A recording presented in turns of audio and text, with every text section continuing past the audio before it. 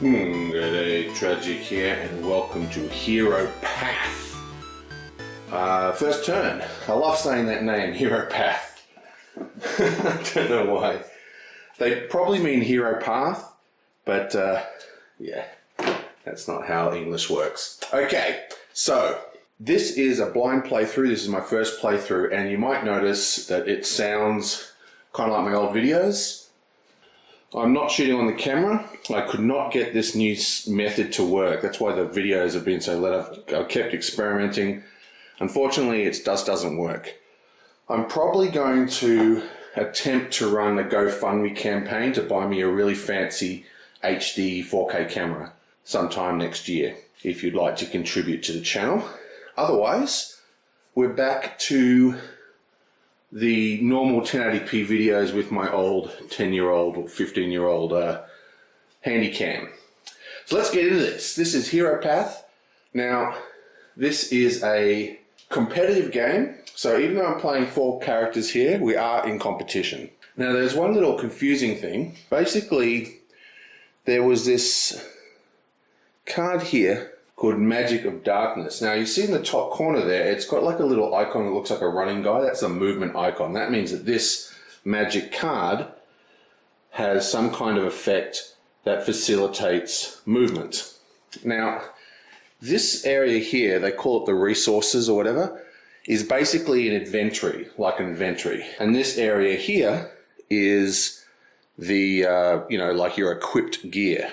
Each of these icons here match an icon on the card, and that's the slot they go into. You can have 5 cards of any given slot.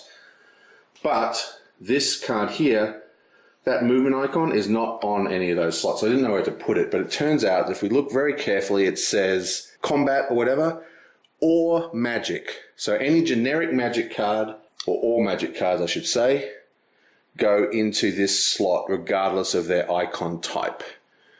So that's where that goes. Also, some people notice that I'm using these kind of blue things here. Basically, these are just some of the billions of tokens that I bought over the years from eBay. These are little blue gems. If you just search for blue round gem or whatever, you'll find hundreds and thousands of them. And these are the ones that actually came with the game.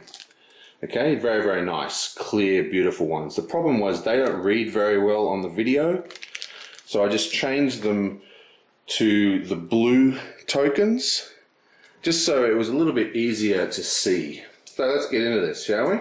Back to all the zooming. Okay, so this is the map, and there's a lot of stuff to read on this map. I'm not going to go all the way through it. The major things to look at are in this location here, basically. Now see this black line? That is a region line that separates regions from other regions. You cannot cross that line at all, except through a stone gate. So for example, this place here is actually there's a gate there. But you know what I'm trying to say, any of these black lines cannot be crossed. While we're talking about it, these are called the sites. Now this is an interesting little device they've invented for this game. Basically, it's a 3-dimensional card that can be drawn and placed. You draw it from a big bag. The idea is this can be seen from any side of the table. It's just unfortunate that they chose not to have a little triangle you can stick in the top there, because it's really frustrating. Because actually I find that most of the time people are looking from a position a little bit higher, especially in my videos. Still, pretty cool idea. These are sites, basically like locations inside the zone that you can visit. Other points of interest are the raft, and the raft just allows you to sail down the river, obviously. And various places have this little hot air balloon, which you can basically take all over the map. The hot air balloon rolls a special die. So I rolled the blue and, I rolled the blue and the green, which basically means I can go to those zones. Now, when I first looked at this game, also because the instruction video that they made on their Kickstarter, their example was taking the balloon to this section here where there's another balloon. So I thought you went from balloon stop to balloon stop. But the plains area on this board, which is basically all around this volcano, this sort of area, this is the plains, has no balloon stop at all. So I'm a little bit confused, but what I think that means is that you can take a balloon to anywhere in the other zone. They're just restricted departure but loose disembarking, basically. And while I'm looking at this volcano, we'll check out the dragon. This is we're going to kill this guy. He's the whole point. Now there's 3 spots on the map that he can be. He can be in this roost here, or he can be over here, or where he is. And he just flies around and he like burns everything around him when he does it. In addition, every time he's in a roost, he's constantly kind of guarding the area. So all these little flame areas trigger, but only when he's in the roost. Now there's a lot of other stuff in this map, but the only other thing I'm really going to talk about in this little quick intro is this icon here, which is pretty hard to see. Is that in shot? It looks like a little fort, like a little fortification. Basically, that is saying that this is a safe area. Now, safe areas can still have monsters in them, but they're just safe from player interaction. This is a competitive game, at least the mode that I'm playing. You can attack other players, you can steal from them, you can pick their pockets, you can capture them and sell them to the goblins, all sorts of weird stuff. But any location, like this one here, or this one up here, are actually safe from player interaction. So that's pretty much it. Let's get into this, shall we? We're going to go 1, 2, 3, 4 for our turn order. So we're starting with the warrior, and he starts with 4 health, 3 faith, 1 experience, 1 skill, 1 wisdom, and a food and a gold. Like everyone, he drew 6 cards during his setup, and we chose during the draft, and he actually chose 3 items, but he can't use any of them because they all have requirements. Owners of 2 skill, 5 skill, 3 skill. So basically his goal in the early game is to skill up so he can use his equipment. Still, the first thing we're going to do is actually activate his bluebird. He's got this awesome little bluebird. If the hero has less than 4 faith, he will receive 1 faith for 3 at any point into the turn, used only once. This seems like a pretty strong card, especially if I wanted to build a paladin class, which is what I want him to be, basically. So he's only at 3, which means he gets 1. He is now at 4. Now the interesting thing about that card is it says anytime during the turn. So we could lose faith during our turn and then gain it back again. Now we have the different actions we can take. We can do 4 actions a turn, and we've got travel, rest, visit, encounter, and battle. Basically, travel allows us to move 1 to 4 slots, which is a huge amount of movement. It gets you almost across the entire map, every travel action. I think that is the reasoning behind the gates, because otherwise you could basically get anywhere you want. The rest action gives you extra vitality. That's your health. It basically heals you, and you can spend food to heal even more. The visit allows you to enter the sites. That's these triangular, card things. Or you can do encounters. Now, encounter is the player interaction action. You can snatch from them, you can do thievery, or you can ambush. So it's basically you can take their resources, as in gold and food. You can steal their items, or you can actually attack them. And if you defeat them, you can actually sell them to the goblins, which is, it's like going to jail in Monopoly. And we have the battle. Basically, anytime you move, you can travel across unrevealed enemies without having to worry. But as soon as you reveal one, let's say one's revealed, you have to fight that enemy or do an evasion test before you can leave that zone. So for the first move, I could go 1, oops, damn it, flip that over. I could go 1, 2, 3, 4, right? Fine. But if one was flipped over, then we'd be in a lot of trouble. Okay, so his goal is to get XP, which means killing things. So his first action, and remember it's a safe space, this start base, is just going to go one down here and reveal this guy that I've already revealed. Like that. And it is a Warlock. Great. Probably one of the worst we could get. I think that is the worst. Over here, we have a monster chart, and as you can see, the Warlock is the second worst. It's plus 12 and an extra die. Fantastic.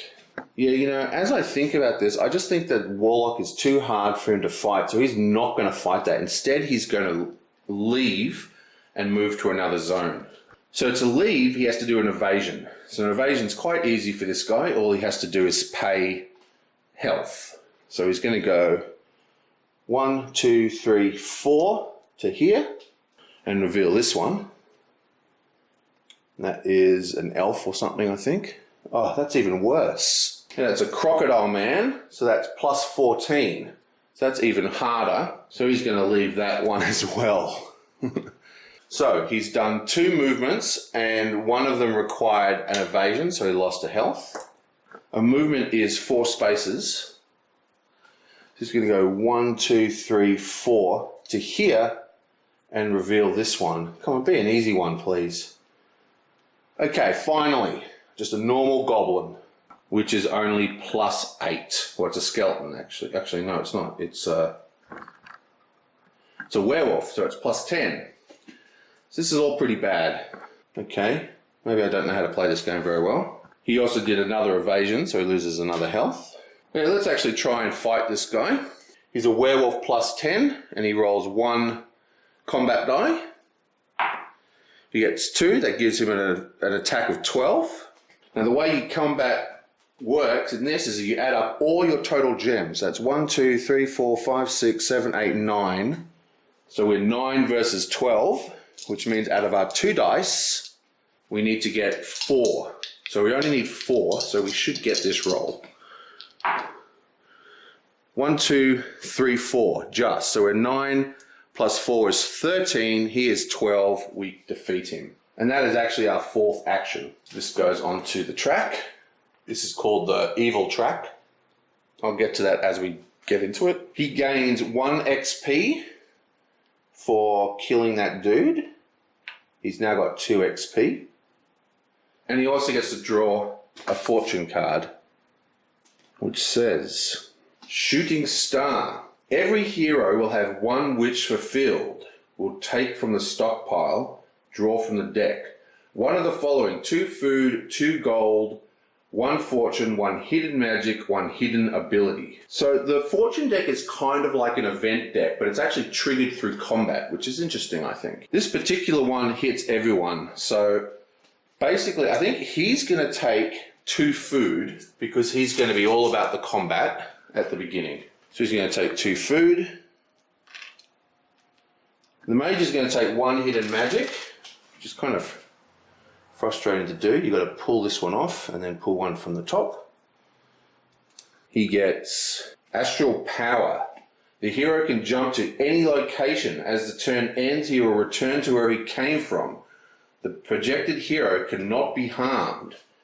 For owners of Wisdom 2 and up. Wow, that's pretty awesome. That goes into his magic pile. I think this guy here is also going to be on combat spree. So he's going to take 2 food. And our elf has low experience, and she's got 1 wisdom, but you know, she's got lots of health and lots of faith.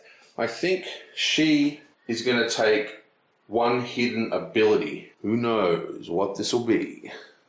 The 4 winds. When taking a hot air balloon, you may re-roll the die up to twice for a total of 3 times. Nice.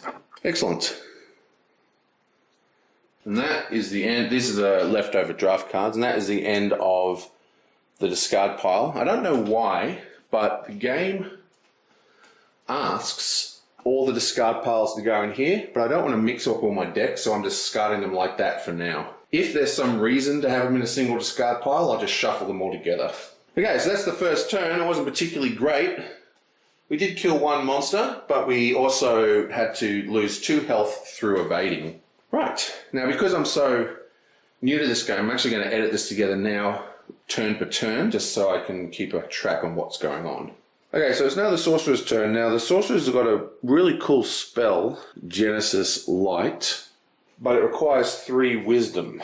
Now, the way to get wisdom is we have to look at this big chart, which is a list of what all the sites do. And there is one site that produces wisdom, which is the Forest Imp, which just happens to be right next to them. Unfortunately, if we look at the card, the Forest Imp requires that we spend skill, and he has no skill. So it's pretty hard for him to get his wisdom up at the moment. So I think for his first turn, he's actually going to go 1 down here to the balloon and then activate the balloon ride, which will stop his movement. Okay, so he gets a plains space. Now, again, as far as I can tell, because there's no actual balloon space in any of the plains areas, which is sort of around this volcano, I think he can just go to any space. He's going to take the balloon all the way up to here. Bam. Now he's ending his turn there. And if we just move this site, you can see there's actually a site there that wasn't revealed during setup, because you get sort of random ones during setup. So we now have to draw a new site for that location. And we get a graveyard. Okay, the graveyard's pretty cool for the mage actually. By doing an action there, he receives 2 magic cards from the exposed area, plus he gains his action back and he just has to pay 1 food. He can even receive gold by paying vitality. So if we look down at the exposed magic cards, we've got Blast Wave, Summon the Dead, and Magic Mirror. I remember Magic Mirror is really awesome. Give me a look at this. Yeah, so he's going to definitely do that and take the Magic Mirror, but he actually gets 2. Let's check out the other ones. Ooh, that's pretty good. That's an anti-player one. Okay, so interesting. So for his second action, he's going to access this site, which allows him to draw 2 magic cards from the exposed areas. He gains his action back, but he has to pay 1 food. In addition, we're also going to pay the vitality and get the 2 gold. And we're going to take the Blast Wave, and we're going to take the Magic Mirror. And that costs us 1 food and 1 vitality. You can see we're already stocking up on spells. We now have 4 spells, but we only carry 5 at a time. Should probably read what the spells we just picked up are. The Magic Mirror is particularly cool. You receive +1 skill, wisdom, faith, and experience for the purpose of reaching card attribute limitations. So that basically means it doesn't count for fighting, but for all these things that require skill, we're +1. So we're now, even though we're only 2 wisdom, with our faithful Magic Mirror, we're actually 3 wisdom, which means, except for that one, all our spells are now active. So Astral Power and Genesis Light are all in. The other one we got is Blast Wave, which actually requires 3 skill, so we can't use this. We've only got 1 skill. It basically adds 2 to our combat, and also it stops us from being able to be thieved by other heroes, which is pretty awesome. You know what I forgot? We've actually got a Magic Mirror already in our draft, but it's a different... It's the same card, but it's different, so I didn't notice it, which means we can't pick that Magic Mirror, and we're already plus everything. So what that means is we'll get rid of this Magic Mirror here, we'll leave this here, and we'll pick up the Summon Undead. Summon the Dead. Summons 1 to 2 enemies of the hero's choice from the scale of Elo to any space. So this is actually a very good card. It does 2 things. 1, we can use it to retard other heroes, and 2, we can delay the dragon's movement by removing things from the track. And this one we can use, it's only 1 wisdom. Okay, so now we're going to use his Crystal Ball. You may glance at 1 to 2 hidden enemy from anywhere, use once per turn. We can also sell this, but we don't want to sell it just now. This doesn't use an action, and we're just going to look at this one. which is another werewolf, and this one, which is a goblin. So he's going to move, and he's going to go 1, 2, and fight this goblin. His total strength is 1, 2, 3, 4, 5, 6, 7, 8, and the goblin is plus 10. So he rolls 1 die. He gets 3, so he's 13. And we're going to roll, so we're 8. We need what? 5 or 6 points to win. Okay. Okay, so that's 1, 2, 3. So we're currently 10. So what I'm going to do is I'm going to use his, is it a spell? I'm going to use his Genesis Light card. During a battle, the hero could choose 1 or 2 dice to be re-rolled, including the enemy die. I can re-roll the enemy die. Even though it says we need 3 wisdom, remember we have the magic mirror, so we are plus 1 wisdom, so we're at 3. Okay, so I'm going to, so if I roll this, I've basically got a 50-50 chance. If I roll this one, I think I'm going to roll both of the hero die. I just checked. The highest the number it can roll is a 3. So it's 2 1s, it's 3 1s, 2 2s, and 1 3. Okay, so that changes my odds a ton. So basically what that means is I'm going to use that ability to re-roll his die, which rolled a 3 for starters. That's now a 2, he's 12. And now I'm going to roll my own die. And I get 4. So that has turned out as he's got 10, 12, and I've got 8, 9, 10, 11, 12. But I'm pretty sure ties work. So even though that's a tie, we actually win. But at a penalty of losing 1 vitality during the battle. So that means he gains 1 XP.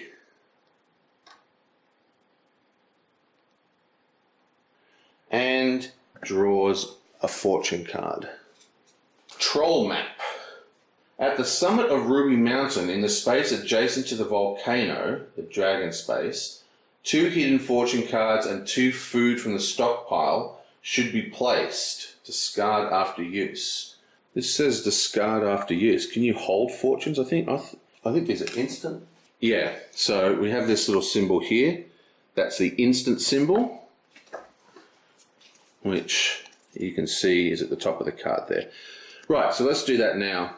It is 2 food and 2 hidden fortune cards. Let's grab 2 food, 2 fortunes. Okay, so we place this over here. This is a little system they've invented to keep track of things easier in the one spot. And I believe the space it's talking about is just here next to the dragon.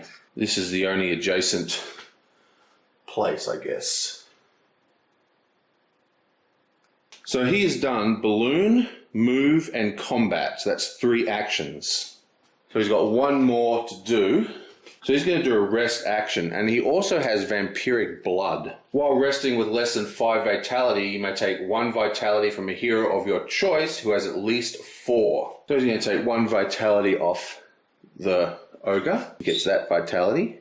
Plus he gets the vitality for resting. Now that defeated monster is placed into this space here. So what happens with the evil space is that once that fills with 4, the evil level goes up.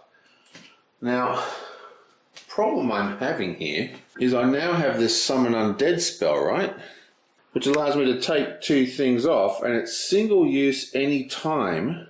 But I don't think you discard cards, right? You don't discard cards. You can keep using them every turn.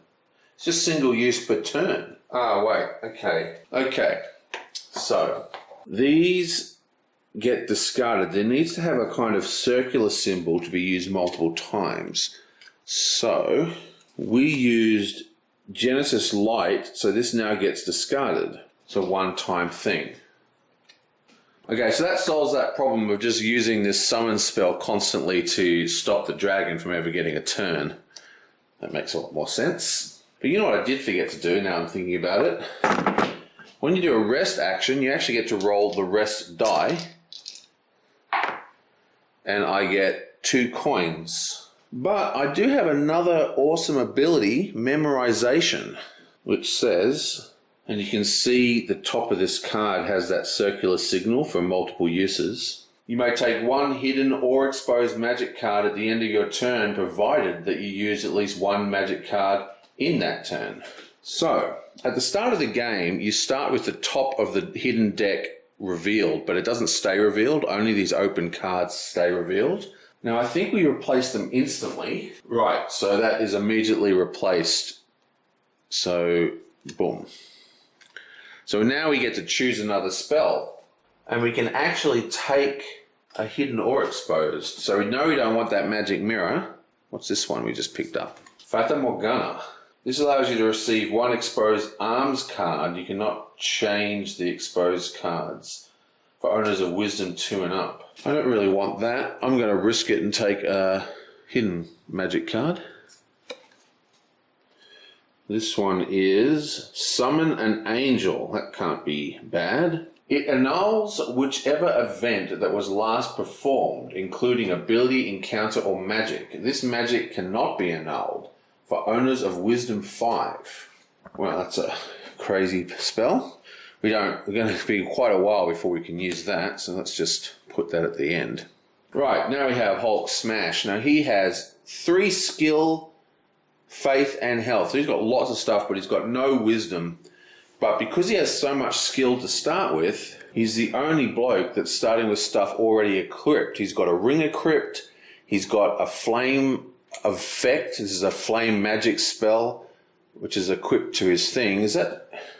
And that is also permanent. So that is always on here.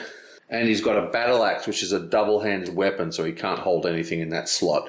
So I've just put the buff there. So he's got lots and lots of power, basically. I guess he's just going to go action 1. He's going to go 1, 2, and reveal whatever's there.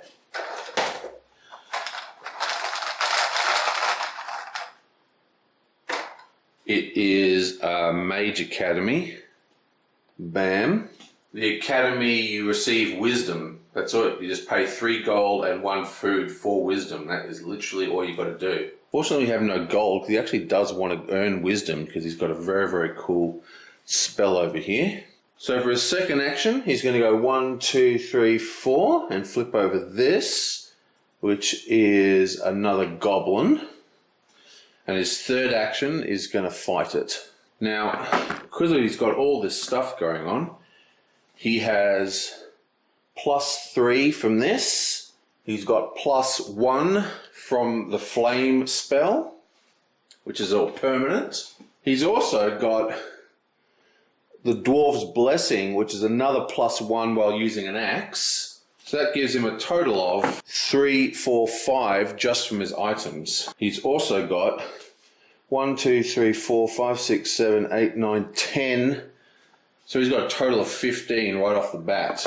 Now, the goblin is 10, right? And the highest it can roll is a 4 on the combat die. So the highest he can roll is a 14, so he's already beat him without even rolling a die, so that's just dead. So that's boom, gets an experience, and we draw a fortune card. This one is not instant, so I really don't understand fortune cards at all. I think they just play straight away. So that's that symbol, it just says they can be activated any time during the turn, so I think these can actually be played. Look, it's got a symbol. I think this can go into his thing. He can play this when he wants. An old board inscribed with hieroglyphics. If you break it, you can exchange this card for 1 exposed ability card. What have you got in abilities? Surprise attack. You can perform an additional attack during combat. Reroll all hero die. Stealth. You won't lose vitality when evading enemies. Well, I think we'll just kill enemies, won't we? And the other ability is Roll the search die whenever you defeat an enemy. Well, let's do that. We're going to do this right now. So we're going to take On Guard, yoink, discard our Fortune card. So we've smashed the tablet and we've gained another permanent ability card that is Boss.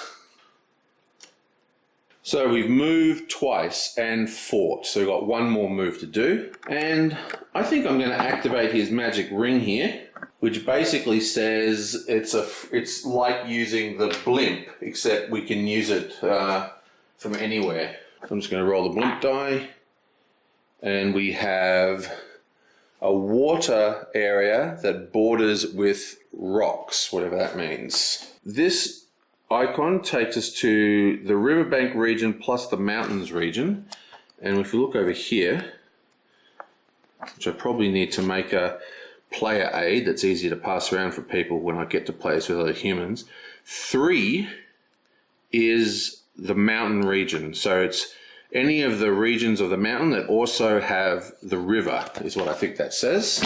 So let's put him here, which will reveal this. It is another monster. It's a big bad monster though. It is a lizard man, and that will block this guy's movement. I could have gone there to block his movement, but I didn't want to get attacked by him next turn. This way, he has to go this way down here. And then depending on what he's like at the end of the turn, he can then attack him. Okay, now it's the Gelfling's turn. She has 2 skill and requires 4 skill for her bow and 3 skill for her polar bear monster. So she's really not in the best position here. She's got a lot of abilities here, which I'll trigger as needed. But basically skill is what we're looking for. But we do know that there's actually a magic mirror in the free space here. So we are going to try and get into this graveyard. Remember, the graveyard actually just lets us draw 2 cards for 1 food. So she's going to follow the mage and head down 1 to the balloon and then roll the balloon dice. And she gets a forest and a river. Now that is going to get her to somewhere around here.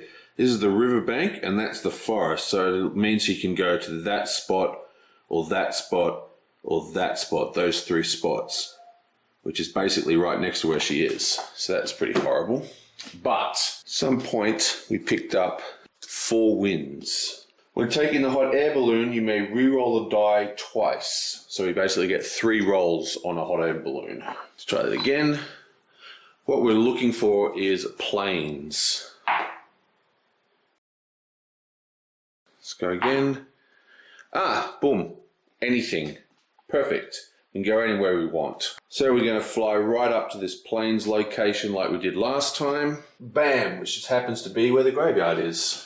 And our second one, we're going into that graveyard. So for the cost of 1 food, and we're also going to pay 1 vitality.